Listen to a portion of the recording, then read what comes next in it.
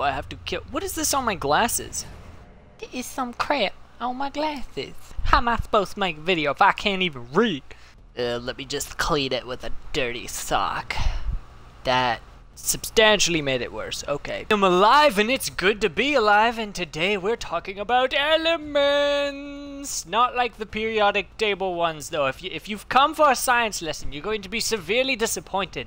No, seriously, you fools, what are you still doing here? There's still time to study. I just wanted to take some time because I saw some questions about it online today. How status chance and status damage affects your weapons. Like, what do they really do? How do they add to your damage?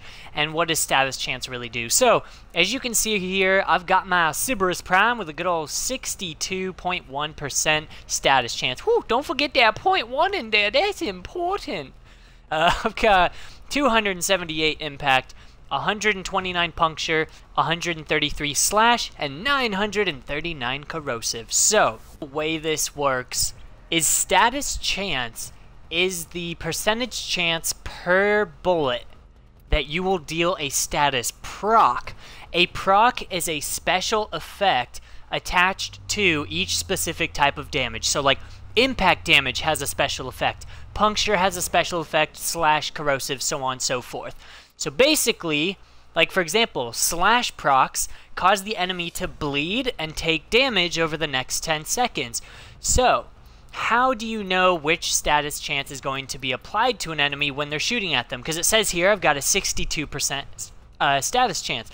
That's pretty good, but when you split that between 4 different damage types, well, how do you know which one it's going to deal? I'm pretty sure, you can quote me if I'm wrong, but I'm pretty sure that the higher damaging damage types that you have on your weapon are more likely to occur. So for example, my corrosive being at 939 damage, I'm pretty sure that has a much higher chance of proccing its status effect more so than my slash does. But it's very important to realize that whatever elemental damage you have on your weapon, you always have that. You do not have to deal a status proc to gain the damage of the status effect. So for example, I've got 939 corrosive damage.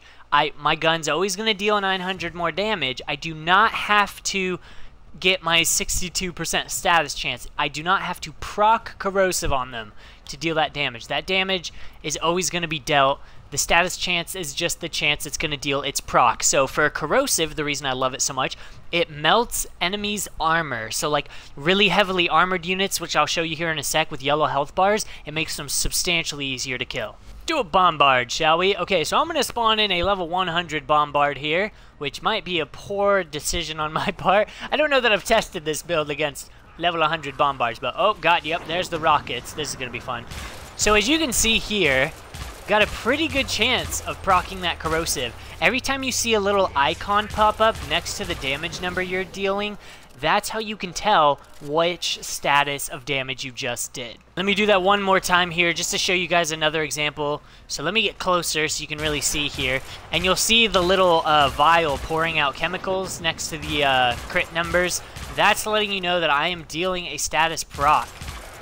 And as you can see, it makes a level 100 enemy with a shit ton of armor really easy to kill. Something else I want to show you that's very important to note, and some neat little tricks, is I can guarantee you your status chance is per bullet, not per shot. And the reason I know that is because if I take off my split chamber, look at that, my status chance goes from 71% to 58%. If I can freaking read that with my nerd glasses.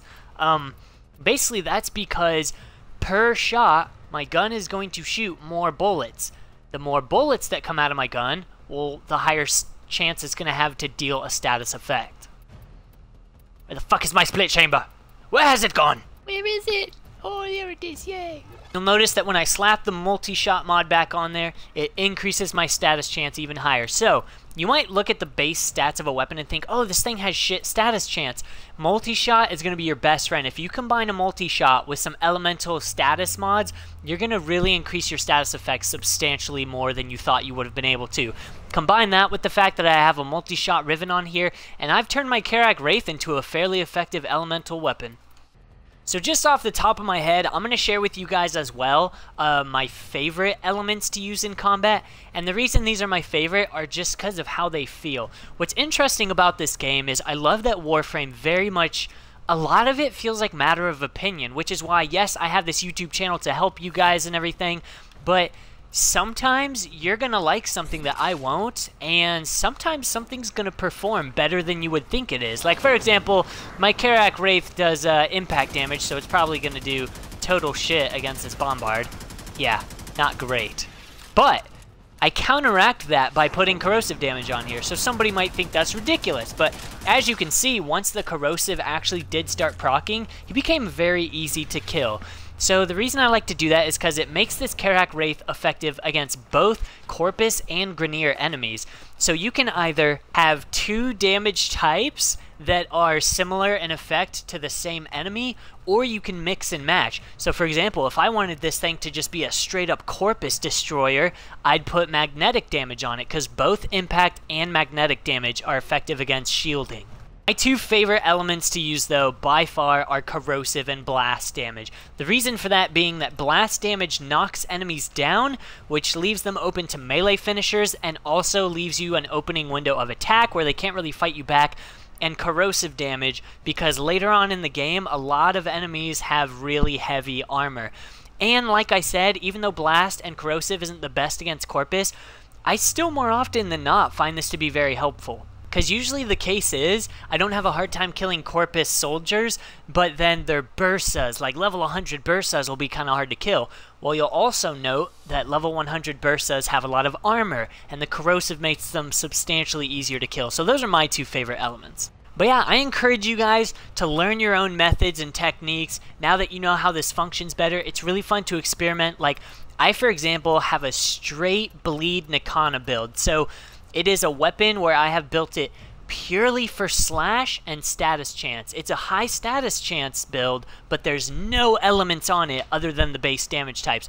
And because it does 700 slash damage, it is almost 100% guaranteed that the proc that I deal is going to be a bleed proc. I hope this video has helped you guys understand elemental damage and status chance and what the difference is between them.